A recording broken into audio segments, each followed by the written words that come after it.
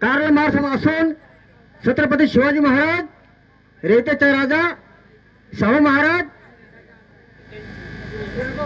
आणि शिक्षणाची विद्यादात्री सावित्रीबाई फुले, शेतीचा शोध लावणारी देवमोगरा माता, कंसरा माता, ताटिका, तसंच सत्यशोधक महात्मा ज्योतिराव फुले आणि तंटेमामा, खाजा नाईक, उमाजी नाईक, भागवती नाईक, सर्व नंदुरबार, नवापूर, साक्री, धुळे, कन्नड, बागलाण तालुक्यातील सर्व आलेले भावांनो आणि बहिणींनो, सत्यशोधक शेतकरी सभा आणि सत्यशोधक कष्टकरी महिला सभा आणि सत्यशोधक महिला सभा ह्या सत्यशोधक कम्युनिस्ट पक्षाने आपल्याला शेती करायला शिकवलेले आहे की पडीत जमीन आहे जवळची ती तुम्ही जमीन कसा, आणि संविधानामध्ये डॉक्टर बाबासाहेब आंबेडकरांनी सांगितलेलं आहे की राहायला घर पाहिजे, प्यायला पाणी पाहिजे, अंगावर कपडे पाहिजे, खायला धान्य पाहिजे, आपल्या उपजीविकेसाठी शेती पाहिजे, शिक्षण पाहिजे, आरोग्य पाहिजे, सगळं त्यांनी संविधानामध्ये सांगितलं आहे. आणि म्हणून आपले संविधान टिकला पाहिजे म्हणून आपण बऱ्याच वर्षापासून बोलत आहोत. म्हणजे 10 वर्ष तर पूर्ण झाले बीजेपी सरकारच्या कायद्यामुळे.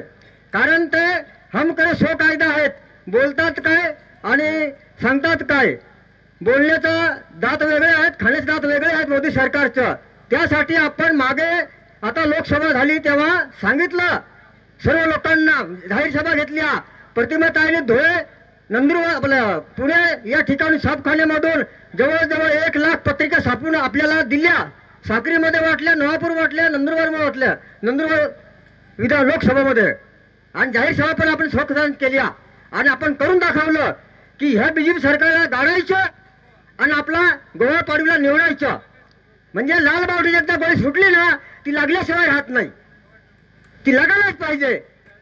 म्हणून आपण लाल बावडीचा विचारसरणी घेऊन, महामंडळाचा विचारसरणी घेऊन आपण जे जे लाल बावडे सांगतील, जे जे ठराव होतील ते करायला पाहिजे. मागे दिल्लीला जायचो तेव्हा बाळासाहेब आंबेडकरांच्या 136 मध्ये रूम होती, त्यावेळेस राहायचं.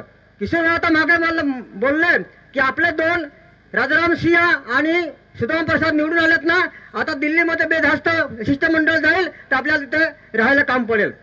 कारण की आता आपल्या तिथे कंपनी आहे. आम्ही मागे बिहारमध्ये गेलो होतो, कोडरामध्ये दीपंकर भट्टाचार्य हे तिथे मिटिंगला मुख्य भाषण करत होते, आम्ही ऐकून बसत होतो.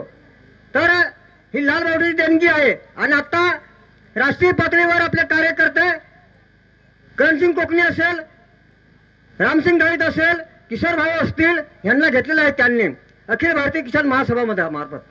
कारण ते जिथे जिथे बोलवतील, पंजाबला बोलवतील, राजस्थानला बोलवतील, बिहारला बोलवतील, दिल्लीला बोलवतील, आपल्याला जावं लागेल. कारण ही आपली मोठी सत्यशोधक शेतकरी सभेची आणि सत्यशोधक कष्टकरी महिला सभेची मोठी म्हणजे हे आभार मानायला पाहिजे. आपण इथपर्यंत ऐकत होतो, आता इकडे बी 2 खासदार आलेत, मदत म्हणून केली आपण त्यांना, आणि तिकडेही आपले लाल बावड्याचे आहेत. म्हणजे काहीतरी आपला वोट बाय 4 आहे. त्यासाठी आपण जल जंगल जमीनचा प्रश्न तर आहेच, परंतु राजकारणाचे आहे. पुढे काही लोक सांगतात आमचे बाहेर आपल्या गेलो तर महाराष्ट्रामध्ये किंवा कुठेही गेलो, दिल्लीमध्ये, झारखंडमध्ये, तर ते विचारतात तुमच्याकडे किती ग्रामपंचायत आहेत, पंचायत समिती किती आहेत, जिल्हा परिषद किती आहेत, आमदाराला काय उभं राहता की नाही राहता. आहेत बहुत थोडे आता पंचायत समितीमध्ये, जिल्हा परिषदमध्ये, आपला ग्रामपंचायतमध्ये आहेत स्त्री आणि पुरुष आहे काय ठिकाणी. तर ते सांगतात की राजकारण करायला पाहिजे, तुम्ही फक्त जमिनीसाठी भुके राहू नका. म्हणून आपल्याला आता बदलायचं आहे की आता येत्या इलेक्शन विधानसभामध्ये आपला साक्री मतदारसंघातून आपल्याला एक उमेदवार पाठवायचा आहे. ही निर्णय आतापासून आपण करायला पाहिजे की तो सीट आपण निवडल्याशिवाय राहणार नाही. आणि केशी पाटीलला पण सांगितलं आहे, गोवा पाटील पण सांगितलं आहे, आम्हाला सह्या द्या. साक्री मतदारसंघ विधानसभामध्ये सोडायला पाहिजे, नवापूरमध्ये, नंदुरबारमध्ये पंचायत समिती, जिल्हा परिषद सोडायला पाहिजे, असं लेखी आश्वासन द्या, बदलायचं नाही. तर लेखी आपण घेतलेलं आहे आणि आपल्याला तो सीट निवडून आणायचा आहे. कारण तरच मग आपल्याला हे राजकारणामध्ये रस राहील. नाहीतर मग काही लोक सांगतात की तुम्ही फक्त ग्रामपंचायत काय इलेक्शन वगैरे काय निवडून आणत नाही, फक्त जमिनीसाठी जल जंगलसाठी लढता, तुम्ही पोटापुरते आहात, राजकारण करायला पाहिजे. म्हणून आपण या पक्षामध्ये सांगतो की आपली जाहीर सभा ज्याप्रमाणे साक्री तालुक्यात याच ठिकाणी आपण मोगरपाड्यामध्ये लढाई केली आहे, संघर्ष केला आहे, म्हणून आज आपण इथे सगळे जण जमलेलो आहोत. जे 19 लोकांनी संघर्ष केला नसता, मार खाल्ला नसता, बादलीभर रक्त गाळला नसता, तर आपण इथे आम्ही सुद्धा आलो नसतो. कारण तुम्ही भित्रे आहेत असं आहे. त्यासाठी आपल्याला जास्तीत जास्त स्त्री आणि पुरुष खांद्याला खांदा लावून आपण लढलं पाहिजे. रात्रंदिवस डोळ्यात तेल घालून आपल्या जमिनी वाचवल्या पाहिजे. कारण त्यांनी आता सुजलाम माजलाम कंपनीवाल्यांनी हवावर राज्य केलेलं आहे, म्हणजे आपली हवा सुद्धा काढून घेतलेली आहे त्यांनी.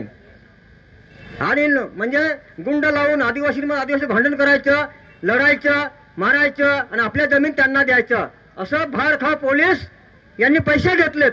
म्हणजे पहिले महाराष्ट्रामध्ये पाणी विकत होते, रेल्वेच्या काही ठिकाणी आपल्या आदिवासी लहान लहान मुले आणि मुली शाळेकडे होते त्या, तर ₹2 जमा करायचं, 25 पैशाचा एक ग्लास. आणि आता भारत सरकार सगळं पाणी आदिवासींच्या ज्या ज्या धरणं आहेत, ज्या ज्या नद्या आहेत, त्यांनी सगळ्या विकून खाल्ल्या. आणि बहुराष्ट्रीय कंपनी सारख्याला पाणी आता ₹20 बाटली, ₹25 बाटली, ₹30 बाटली. म्हणजे सगळं आता विकत. म्हणजे शेतकऱ्याला पाणी धरण बांधलं तर पहिल्या शेतकऱ्याला द्यायला पाहिजे, पहिले प्यायला, नंतर शेतीला, नंतर मग उरलं कंपनीला द्यायला पाहिजे पाणी. पण तसं न करताना पहिल्याने कंपनीला शेती म्हणजे पाणी देतात, नंतर मग शेतकऱ्याला प्यायला, असं चाललेलं आहे लोक.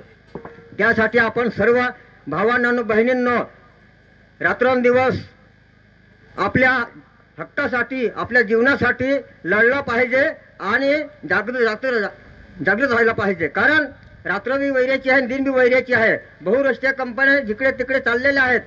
आता आम्ही रामाभाऊन सांगितलं, आम्ही नवापूरला निवेदन वगैरे दिलं, तर त्यांनी लपून सपून सगळ्या गोष्टी काढल्या. आणि इथे खोलघरचा एक कोणता माणूस आम्ही शोध लावला आमसरपाड्याचा, पण तो काही दिसला नाही. काय दुसरा आमसरपाडा असेल काय असेल ते मला माहीत नाही. सापडला? बरं बरं. तुम्ही संजूला विचारलं तर काय मला म्हणजे 2 दिवसामध्ये त्यांनी शोध लावला असेल. हा बरोबर आहे. मग तर इतकं भाडखाव लोक, म्हणजे आपली जमीन आमच्या गावाला, आमच्या ग्रुप ग्रामपंचायत 5 पाड्यांचं, तिथला माणूस तिथे शेतमोजणीसाठी दापूर आणि बोरपाड्याला, तर असं लोक करतात. म्हणजे हे कुठलं कुठं करतात, कुठलं काय. आणि तो कोकणी बोलायचा, कारण तिकडे कोकणी लोक आहेतच नाही, फक्त मावची लोक आहेत सगळे. आणि मग समजून गेला की हा कुठला आहे. मग रामाने सांगितलं की तिथला आहे म्हणे. मग आम्ही लगेच शोध काढला. मग तो 2 दिवसामध्ये लागला नंबर त्याचा. तर असं बहुराष्ट्रीय कंपनीवाले आहेत की पैसा फेकायचा आणि कुठे जमीन करायची. आता हेलिकॉप्टर तर फिरलीच तिथं, आपली जमीन कशी मोजता येईल काय, त्यांनी सॅटेलाइट काढलं सगळं आणि नकाशा वगैरे सगळं बनवला. तर ज्या ज्या ठिकाणी जमीन आहे त्या ठिकाणी आता ते सांगतात की तुम्ही झाडे तोडता, पर्यावरण करत नाही. आम्ही सांगतो की बाबा ज्या ठिकाणी आदिवासी आहे त्या ठिकाणी जंगल जमीन आहे, पर्यावरण आहे, झाडे आहेत, सगळे आहेत आदिवासी आहेत त्या ठिकाणी. परंतु आम्हाला तुम्ही वनवासी म्हणता आणि तुम्हाला आम्हाला आदिवासीने म्हणता वनवासी म्हणता. वनवासी विद्यालय शाळा वगैरे तिथे वनवासी शाळा आणि आपल्याला वनवासी म्हणवायचे. म्हणजे आम्ही तर आदिवासी मूळ निवासी या जंगलाचे राजेच आहोत. तर त्यांना आपण उपरे सांगू. त्या खैबर शेतीतून आलेत आणि ते उपरे आहेत आणि ते आपल्याला सांगतात की आम्ही हे या देशाचे मालक. म्हणजे हे महाभारत रामायण पासून हे सगळे जंगल जमिनीचे भांडण चालू आहेत. त्यासाठी आपण आता मी इथेच थांबतो. लाल सलाम, सत्य की जय हो.